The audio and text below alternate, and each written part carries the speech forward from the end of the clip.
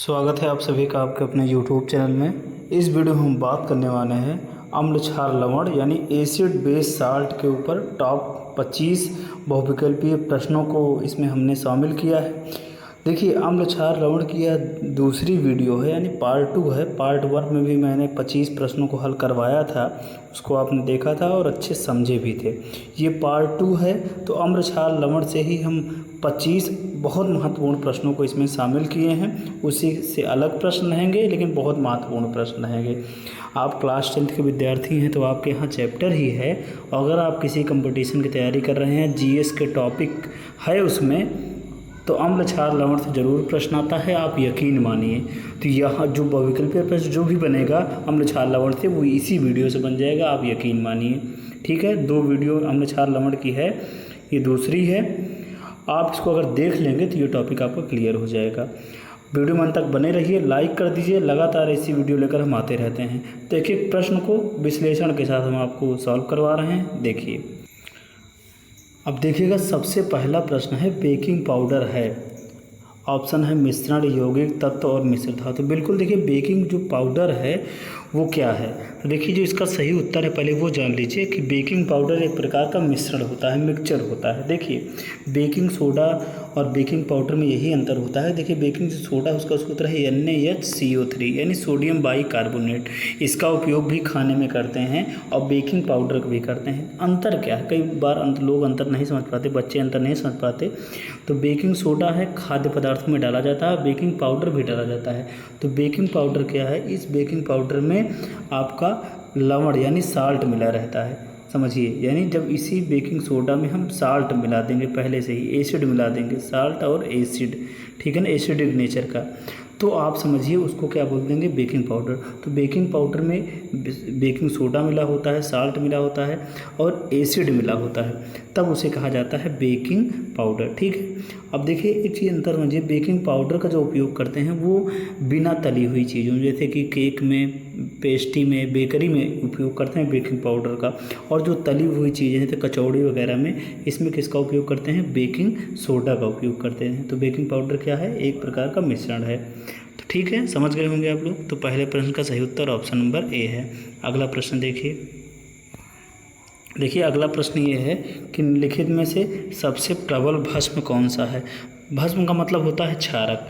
तो देखिए, NH4OH है, NaOH है, MgOH का होल ट्वाइस है, CuOH का होल ट्वाइस है। तो देखिए, सोडियम के साथ जो आपका OH लगा है वही सबसे प्रबल भस्म है। यानी जो NaOH है, यानी जो कास्टिक सोडा होता है, वो इन चारों में सबसे ज़्यादा प्रबल होता है। ठीक है, आप याद रखेंगे। तो दूसरे प्रश्न का सही उत्तर ऑप्शन नंबर बी है। अगला प्रश्न अब देखिए तीसरा जो प्रश्न है वो ये है कि निम्नलिखित में से किसकी प्रकृति अम्लीय होती है। देखिए, 2 ऑप्शन यहाँ है, 2 नीचे मैं दिखा दूंगा। अम्लीय प्रकृति कौन होता है, मानव रक्त, चूना जल जो होता है, एंटी एसिड, और यहाँ पे लाइम नहीं, यहाँ पे लेमन कर लीजिए आप, थोड़ा सा करेक्ट कर लेंगे, यहाँ पे लेमन रहेगा। ठीक, लेमन, मैं अभी आपको करेक्ट कर दूँ, लेमन यानी लेमन मतलब आपका जो नींबू का जूस होता है। तो बच्चों देखिए, इसका जो सही उत्तर है, देखिए मानव रक्त है उसका pH मान 7.4 होता है, यानी वो क्षारीय प्रकृति का। चूना जल भी एक प्रकार का OH रहता है, उसमें क्षारीय प्रकृति का रहता है। एंटी एसिड भी आपका क्षारीय प्रकृति का है। और जो ये लाइम, जो लेमन में इसमें लाइम लिखा है, इसको आप लेमन समझिए। तो ये जो लेमन जूस है ये आपका किस प्रकृति का है, अम्लीय प्रकृति का होता है। ठीक है, तो लेमन क्योंकि एसिड पाया जाता है नींबू में, ठीक है, तो इसलिए लेमन जूस में अम्लीय प्रकृति का ये पदार्थ है। तो तीसरे प्रश्न का सही उत्तर है ऑप्शन नंबर डी। देखिए, चौथा है इमली में कौन सा अम्ल पाया जाता है। देखिए, इमली में कौन सा अम्ल है, सिट्रिक है, टार्टरिक है, एसिडिक है, ऑक्जेलिक है। तो इमली में बच्चों पाया जाता है टार्टरिक अम्ल। बिल्कुल, सिट्रिक अम्ल नींबू संतरा में पाया जाता है, एसिडिक सिरके में, ऑक्जेलिक टमाटर में। तो इमली में पाया जाने वाला अम्ल कौन सा है, टार्टरिक अम्ल है। तो चौथे प्रश्न का सही उत्तर ऑप्शन नंबर बी है। अगला प्रश्न आप देखिए, निम्नलिखित में से कौन अम्लीय ऑक्साइड है। अब देखिए, अम्लीय ऑक्साइड है कैल्शियम ऑक्साइड, ऑप्शन में आप देखिए कैल्शियम ऑक्साइड है, मैग्नीशियम ऑक्साइड है, सल्फर ऑक्साइड है और जो आपका सोडियम ऑक्साइड है। तो देखिए, जो अम्लीय ऑक्साइड क्या होता है, एक समझिए कि जो धातुओं के ऑक्साइड होते हैं वो क्षारीय प्रकृति के होते हैं और अधातुओं के ऑक्साइड अम्लीय प्रकृति होते हैं। देखिए, कैल्शियम ऑक्साइड भी इसमें धातु है, देखिए इसमें धातु है, कैल्शियम धातु है, इसमें मैग्नीशियम है, इसमें सोडियम है। तो धातुओं के जो ऑक्साइड होते हैं वो क्षारीय प्रकृति के होते हैं, और सल्फर जो है अधातु है, यानी जो अधातुओं के ऑक्साइड हैं वो अम्लीय प्रकृति के। इसका मतलब जो ऑप्शन नंबर सी है वो सही उत्तर है। अधातु कौन है? सल्फर, तो उसके ऑक्साइड क्या होंगे? अम्लीय प्रकृति के, तो सल्फर डाइऑक्साइड अम्लीय प्रकृति का होगा। ठीक है, बाकी सब क्षारीय प्रकृति का। चलिए, तो ऑप्शन नंबर सी सही उत्तर है। अगला प्रश्न देखिए, कार्बन डाइऑक्साइड जल के साथ क्रिया करके क्या बनाता है? बिल्कुल अच्छा प्रश्न है कि जब CO2 कार्बन के साथ क्रिया करता है तो क्या बनाता है? सल्फ्यूरस अम्ल, कार्बोनिक अम्ल, सल्फ्यूरिक अम्ल, कार्बोनिल अम्ल। तो इसका जो सही उत्तर है बच्चों वो है कार्बोनिक अम्ल। याद रखिएगा, कार्बन डाइऑक्साइड जब जल से क्रिया करेगा तो कार्बोनिक अम्ल बनाएगा, इसको आप ऐसे ही याद कर लेंगे। ठीक है, तो छठवें प्रश्न का सही उत्तर ऑप्शन नंबर बी है।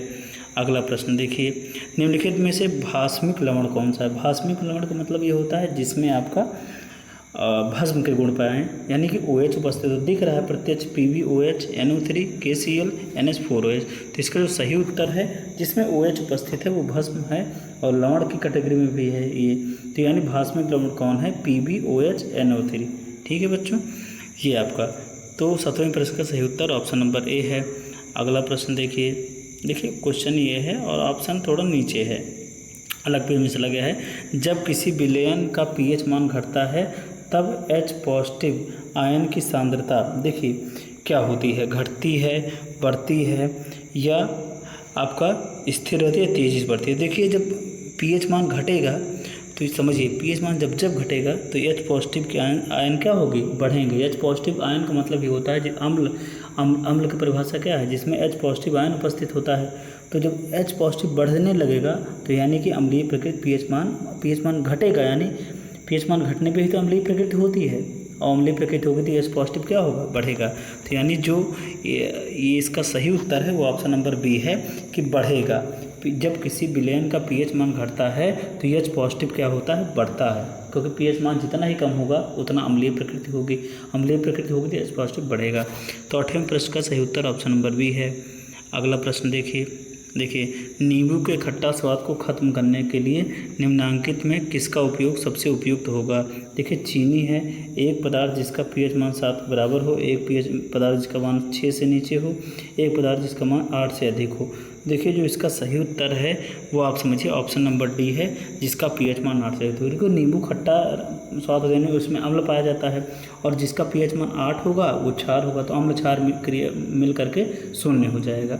ठीक है, तो नींबू के अगर नींबू में हम क्षार मिला देंगे क्योंकि उसमें अम्ल पाया जाता है, और क्षार मिला देंगे अच्छा सा, तो वो उसका खट्टापन खत्म हो जाएगा। ठीक है, तो 9वें प्रश्न का सही उत्तर ऑप्शन नंबर डी है। अगला प्रश्न देखिए, उदासीन जल का pH मान होता है। बिल्कुल देखिए इसका एक ऑप्शन नीचे रह गया है, देखिए इनमें से कोई नहीं, तो 3 में ही आप देख लीजिए उदासीन जल का pH मान कितना होता है, आप समझ लीजिए। इसका जो pH मान होता है वो आपका 7 होता है। ठीक है, अगर आप जल एकदम नॉर्मल है तो उसका pH मान 7 होता है। ठीक है, तो 10वें प्रश्न का सही उत्तर ऑप्शन नंबर ए है। अगला प्रश्न देखिए, सोडियम कार्बोनेट का अणुसूत्र क्या है? Na2CO3, NaHCO3, Na2CO2, NaCl। देखिए जो इसका सही उत्तर है वो ऑप्शन नंबर ए है, Na2CO3 सोडियम कार्बोनेट। ठीक है, जो जिसे धावन सोडा भी कहते हैं। ठीक है, 10H2O भी रहता है, लेकिन सोडियम कार्बोनेट का जो सूत्र है वो ऑप्शन नंबर ए है। ठीक है, अगला प्रश्न देखिए, मैं फटाफट आपको करवा देता हूँ। बेकिंग सोडा देखिए, यानी खाने वाला सोडा जिसे सोडियम बाइकार्बोनेट कहते हैं, इसका सूत्र क्या होता है? तो NaSCO3, NaOH, Na2CO3, KOH। तो देखिए ये जो NaSCO3 है यही आपका बेकिंग सोडा है, ये तो कास्टिक सोडा है, ये धावन सोडा है आपका, ये पोटेशियम हाइड्रोक्साइड एक प्रकार का क्षारक है। तो ये जो NaSCO3 है यही आपका बेकिंग सोडा का रासायनिक सूत्र है। ठीक है, चलिए तो 12वें प्रश्न का सही उत्तर ऑप्शन नंबर ए है। अगला प्रश्न आप देखिए, इनमें से कौन सबसे अधिक अम्लीय है? तो बिल्कुल अम्लीय वही सबसे ज़्यादा होगा जिसका pH मान क्या होगा? कम होगा। तो सबसे pH मान किसका कम है? जिसका pH मान सबसे कम इसमें 1 है। तो सबसे ज़्यादा अम्लीय प्रकृति कौन होगा? 1 होगा। ठीक है, जैसे जैसे बढ़ते जाएंगे उसका अम्लीय प्रकृति घटती जाएगी, और 7 से ऊपर जाएंगे तो क्षारीय में आ जाएगा। तो सबसे pH मान सबसे अधिक अम्लीय कौन होगा? 1 होगा। तो 13वें प्रश्न का सही ऑप्शन ए है। अब देखिए 14वां प्रश्न ये है कि सिरका जो अचार बनाने में उपयोग में लाया जाता है निम्नलिखित में से क्या है? कहने का मतलब ये है कि जो सिरके में एसिटिक अम्ल है उसकी मात्रा कितनी होती है? 5 से 10% एसटी कम, 100% एसटी कम, 10 से 20% एसटी कम, 50% एसटी कम। तो देखिए बच्चों, जो सिरका है जिसमें कौन सा अम्ल पाया जाता है तो एसटी कम, उसकी मात्रा कितनी रहती है? तो इसका जो सही उत्तर है वो ऑप्शन नंबर सी है, 10 से 20%। ठीक है, बाकी अन्य पदार्थ रहता है, गन्ने से बन रहा है तो गन्ने की मात्रा यानी शर्करा वगैरह रहती है, उसमें एसटी कम कितना रहता है? 10 से 20%। ठीक है बच्चों, तो जो 14वां प्रश्न है उसका सही उत्तर ऑप्शन नंबर सी है। अगला प्रश्न आप देखिए, अगला प्रश्न ये देखिए बच्चों कि ये देखिए यहाँ इसमें 3 ऑप्शन दिख रहा है, चौथा नीचे मैं दिखा दूंगा। निम्नलिखित में से जातीय यौगिक कौन है? जातीय यौगिक का मतलब होता है बच्चों जो एक ही टाइप के हैं, एक ही गुणधर्म जिनका है। ठीक है, जैसे चूना पत्थर, खड़िया, संगमरमर, ये तीनों एक ही के हैं, और प्लास्टर ऑफ पेरिस। तो बिल्कुल इसमें देखिए जो आपका इसमें एक चीज़ समझिए, जाति की जगह पे आप थोड़ा सा क्वेश्चन में करेक्ट करिए जो भिन्न है। ठीक है, या विजातीय आप समझ लीजिए, जाति जगह आप समझिए विजातीय, यानी जिसकी जाति अलग है। ठीक है, विजातीय। तो देखो बच्चों, विजातीय मतलब होता है जो अलग गुणधर्म का हो। तो देखिए जो चूना पत्थर, खड़िया और संगमरमर है, तीनों CaCO3 होते हैं, कैल्शियम कार्बोनेट। ठीक है, तीनों का सूत्र होता है, यानी एक जात के हैं। और जो प्लास्टर ऑफ पेरिस है वो अलग है, वो है आपका CuSO4 और 0.5 H2O। ठीक है, ये आपका क्या होता है? प्लास्टर ऑफ पेरिस होता है। तो चूना पत्थर, खड़िया, संगमरमर तीनों एक ही कैटेगरी के हैं, और प्लास्टर ऑफ पेरिस वो विजातीय है, यानी इन तीनों से अलग है। तो ऑप्शन नंबर डी सही उत्तर है। अगला प्रश्न देखिए, अगला प्रश्न ये है कि सोडियम कार्बोनेट के जलीय घोल में मेथिल ऑरेंज को घोलने पर घोल का रंग परिवर्तित होकर कैसे हो जाता है? देखिए, जब आपका सोडियम कार्बोनेट के जलीय विलयन में मेथिल ऑरेंज को घोलते हैं तो उसका रंग कैसे हो जाता है? तो ऑप्शन है पीला, लाल, हरा और नीला। तो इसका जो सही उत्तर है वो ऑप्शन नंबर आपका सी है, यानी हरा। ठीक है, तो ऑप्शन नंबर सी इस प्रश्न का सही उत्तर है। सोडियम कार्बोनेट के जलीय घोल में मेथिल ऑरेंज का घोल मिलाने पर घोल का रंग कैसे हो जाता है? देखिए, जो मेथिल ऑरेंज है वो आपका एक प्रकार का सूचक होता है। ठीक है, और जब सोडियम कार्बोनेट यानी धान सोडा के जलीय विलयन में डालते हैं तो उसका रंग कैसे हो जाता है? हरा हो जाता है। तो ऑप्शन नंबर सी सही उत्तर है। अगला प्रश्न देखिए, ये भी देखिए, नीला थोथा, बिल्कुल इसका रासायनिक सूत्र क्या होता है? CuSO4 7H2O, CuSO4 5H2O, CuSO4 4 और 10। तो इसका सही उत्तर है वो ऑप्शन नंबर बी है, CuSO4 5H2O, यानी नीला थोथा यानी तूतिया का सूत्र होता है CuSO4 5H2O। ठीक है बच्चों, अगला प्रश्न देखिए ये भी है कि सोडियम क्लोराइड के जलीय विलयन में विद्युत धारा प्रवाहित करने पर वियोजित हाइड्रोक्साइड बनता है, इस प्रक्रिया को क्या कहते हैं? तो देखिए, इसका जो सही उत्तर है वो है आपका पहले ऑप्शन देख लीजिए, क्लोर क्षार अपक्रिया, क्लोर अपक्रिया, वियोजन, संयोजन अपक्रिया। तो इसका जो सही उत्तर है वो है क्लोर क्षार अपक्रिया, यानी सोडियम क्लोराइड के जब जलीय विलयन में विद्युत धारा प्रवाहित करते हैं तो हाइड्रोक्साइड बनता है। ठीक, यानी सोडियम हाइड्रोक्साइड, तो इसको बोलते हैं क्लोर क्षार अपक्रिया। तो 18वें प्रश्न का सही उत्तर ऑप्शन नंबर ए है। अगला प्रश्न देखिए, लिटमस का रंग बैगनी होता है, बैगनी रंजक का होता है, निम्नलिखित में से किससे निकलता है? यानी लिटमस पेपर को किससे प्राप्त किया जाता है? तो लाइकेन, लाल पत्ता गोभी, हल्दी, पेटूनिया फूल। तो इसका जो सही उत्तर है वो ऑप्शन नंबर ए है, लाइकेन। बिल्कुल लाइकेन से ये आपका लिटमस पेपर प्राप्त किया जाता है। ठीक है, अगला प्रश्न देखिए, ये बेहतरीन प्रश्न है कि धातु के ऑक्साइड कैसे होते हैं? बिल्कुल आप याद रखें, धातु के ऑक्साइड कैसे होते हैं? अम्ल, क्षारक, लवण, कोई नहीं। तो धातुओं के ऑक्साइड होते हैं क्षारकीय प्रकृति के और अधातुओं के अम्लीय प्रकृति के। ठीक है, तो 20वें प्रश्न का सही उत्तर ऑप्शन नंबर बी है। अगला प्रश्न देखिए, तन HCl का pH मान कितना होता है? तो ऑप्शन है 6, 7, 8 और 0।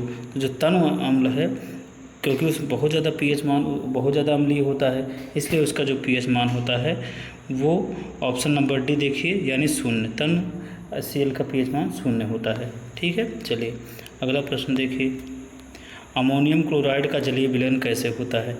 तो अमोनियम क्लोराइड का जलीय विलयन अम्लीय, क्षारीय, उदासीन कोई नहीं। तो इसका जो सही उत्तर है वो आप याद रखेंगे, अमोनियम क्लोराइड NH4Cl का जलीय विलयन होता है अम्लीय प्रकृति का। तो ऑप्शन नंबर ए सही उत्तर है। अगला प्रश्न देखिए, निम्नलिखित में से कौन सा अम्ल है? CaO KOH NaCl HCl। तो देखिए अम्ल वह है जिसमें H पॉजिटिव रहता है, तो इसका जो सही उत्तर है वो है आपका ऑप्शन नंबर डी HCl। ठीक है, तो 23वें प्रश्न का सही उत्तर है ऑप्शन नंबर डी। अगला प्रश्न देखिए, जल में घुलनशील क्षारक को क्या कहते हैं? अम्ल, क्षार, लवण, इनमें से कोई नहीं। तो इसका जो सही उत्तर है वो ऑप्शन नंबर बी है, क्षार। यानी जो क्षारक जल में घुल जाते हैं उन्हें क्षार कहा जाता है। ठीक है, तो ये आपका सही उत्तर है।